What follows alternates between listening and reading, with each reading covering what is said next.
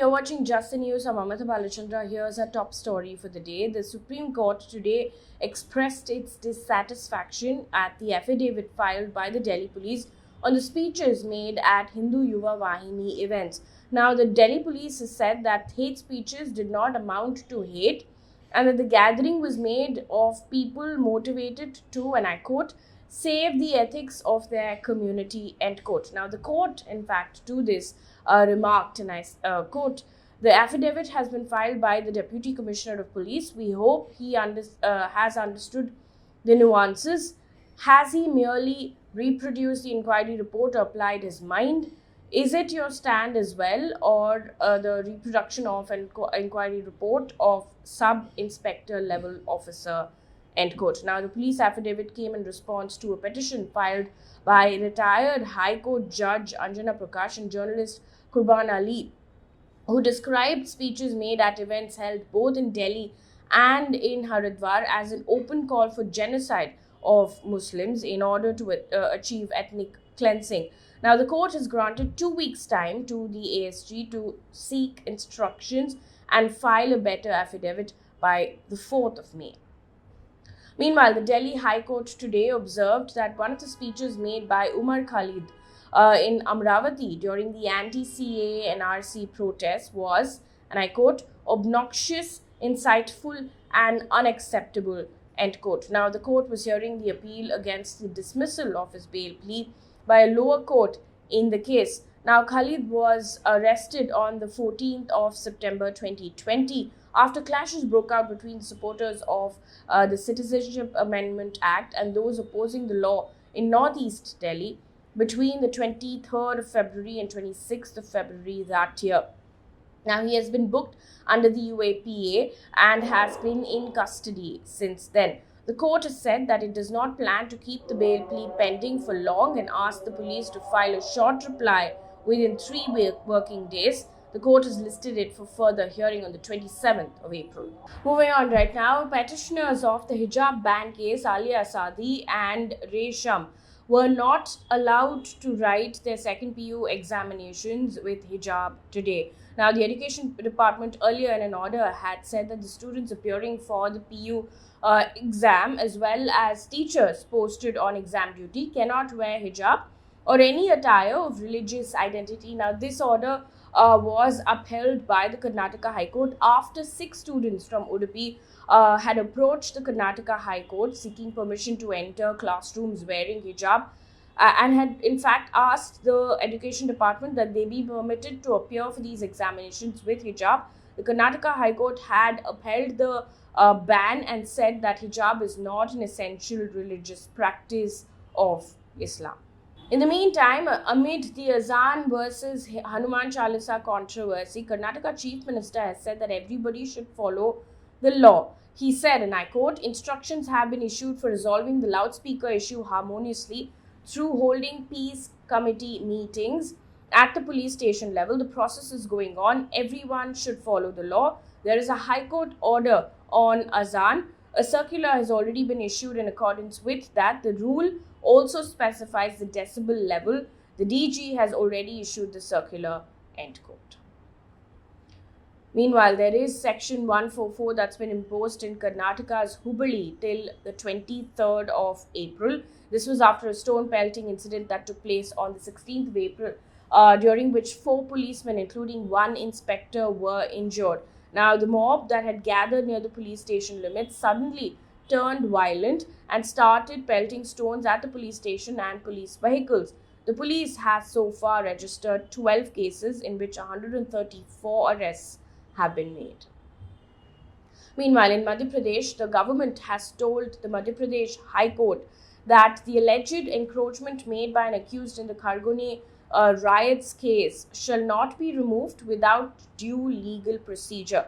Now, this comes at a time when the opposition has raised question marks over the BJP government's anti-encroachment drive in Khargone. Now, the communal clashes had broken out in the city on the 10th of April during a Ram Navami procession, leading to arson and stone pelting. Now, members of the Muslim community alleged that they were unfairly targeted and their houses were demolished, in some cases without due process. In the meantime, 5 people have been arrested in connection with the murder of a man in these clashes. Moving on to COVID roundup right now, starting off with Tamil Nadu. Tamil Nadu follows the latest list of states which have now made masks mandatory yet again. A fine of 500 rupees will be imposed on violators. Now, earlier, Uttar Pradesh, Punjab, 4 districts in Haryana bordering Delhi, including Delhi, had introduced the mask mandate again. Meanwhile, in Delhi, the government has released COVID SOPs for schools.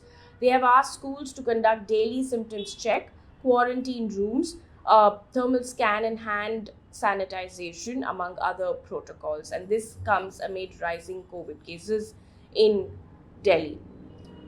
Delhi government has also announced free booster shots for people between the ages of 18 to 59. It will be available in government CVCs from the 21st of April, and this comes amid rising cases. Delhi has logged 965 fresh COVID cases in a period of 24 hours on Thursday, a positivity rate of 4.71%, while 1 person has died because of the infection.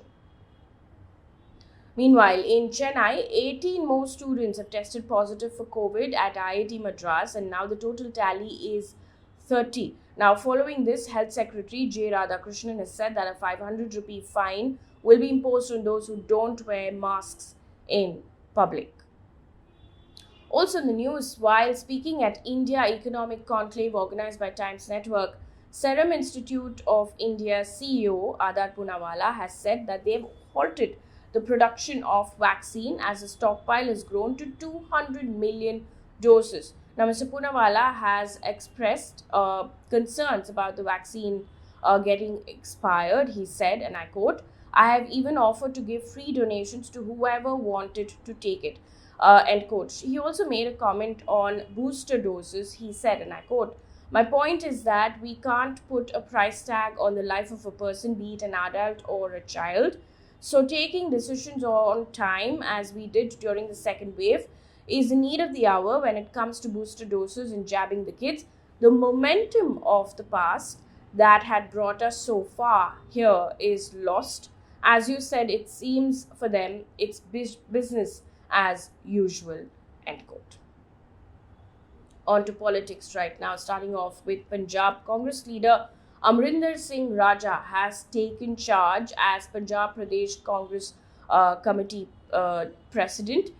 He said after assuming charge, and I quote, "Congress is not a political outfit. Congress is a thought. Congress is an ideology, and thought and ideology can never cease to exist." End quote. Moving on to business news right now, the CBI has filed a charge sheet against former CEO and MD of NSE Chitra Ramkrishna and former NSE CEO Anand Subramanian in connection with its case related to the manipulation of stock market. Now, CBI had arrested both of them in connection with the case in February and March. The case was registered by the CBI in 2018, but action against Chitra Ramkrishna and Subramanian followed a report by the SEBI that indicted Ramakrishna for illegal appointment of Subramanian and for allegedly sharing confidential information related to the stock market with a Himalayan yogi. Now, she was NSE's MD and CEO from 2013 to 2016. In environment news right now, and this is extremely important, the parliamentary panel headed by senior Congress leader Jairam Ramesh has submitted a 254-page report on Thursday after reviewing the Wildlife Protection Amendment Bill 2021. Now, the report has said that non-official members should be part of the State Wildlife Board Committee proposed to assess infrastructure projects in and around protected areas. The standing committee has also found that some species were excluded from various schedules of wildlife and plants that have been proposed by the Environment Ministry and has recommended a revision of listing of schedules to include these species as well. Now, the Wildlife Bill was introduced in Lok Sabha by the Environment Minister in December last year. However, soon after its introduction, several wildlife and legal experts criticized some of the clauses of the bill, citing several loopholes as well that could be exploited, and saying that they were in fact counterintuitive to the objectives of the Wildlife Protection Act 1972.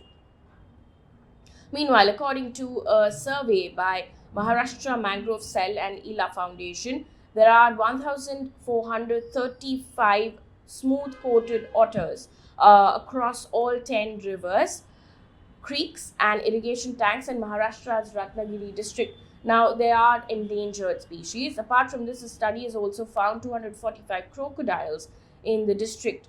Now, this is the second census of the rarely studied mammal. The first one was conducted in 2017.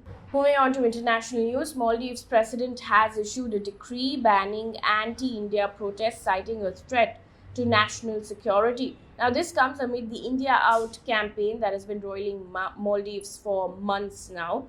The decree, titled Stopping Campaigns That Incite Hatred Against Various Countries under Different Slogans, makes specific mention of the India Out protests as an organized campaign that aims to disrupt relations between the two countries and efforts to maintain peace and security in the region by inciting unrest. Meanwhile, in China, Shanghai has extended its COVID lockdown till the 26th of April. The city has been in strict lockdown for almost a month now. The total death toll in the current outbreak is 36. Moving on to Ukraine, right now it's day 58. The mayor of Mariupol has issued a new appeal today for full evacuation of the city. Now, on Thursday, Putin had ordered his troops to seal off the last group of fighters holed up in the steelworks in the southeast of the city. And according to Al Jazeera, Russia's defense ministry has said that it is ready at any moment to allow a ceasefire and a humanitarian corridor for civilians at Mariupol steel plant if Ukrainian soldiers were to raise white flags. In the meantime, Ukrainian police have identified 1,084 civilians killed by Russian forces outside Kyiv. Ukrainian president has told Russia its recent gains in the east of the country are only temporary. Now, Russian forces captured 42 villages in the eastern Donetsk region on Thursday. Now, he said, and I quote, "They can only delay the inevitable, the time when the invaders will have to leave our territory. In particular, Mariupol, a city that continues to resist Russia despite everything the occupiers say," end quote. The UK's Prime Minister has made a comment and indicated that there may be no swift end to the conflict in Ukraine because of the stiff resistance to Russia's invasion. Now, asked if he agreed with the defense intelligence assessments that fighting could drag on until the end of next year, he said, and I quote, "The sad thing is that is a realistic possibility," end quote. Now, Boris Johnson also said that Prime Minister Modi intervened several times with Russian President Vladimir Putin to ask him what on earth he thinks he's doing and where he thinks this is going. This comment came in while he's on a two-day visit to India at the moment. He also said that what Indians want is peace and the Russians out of Ukraine. One piece of good news before we wrap things up here on this bulletin. While we're talking about communal tensions across the country, there is one story that sets an example for communal harmony, and this comes in from Maharashtra's Nasik. A church in Nasik opened its gates for Muslims to offer namaz during Ramzan and also organized an iftar at the church. That brings us to the end of this bulletin. Thank you so much for watching. Good night.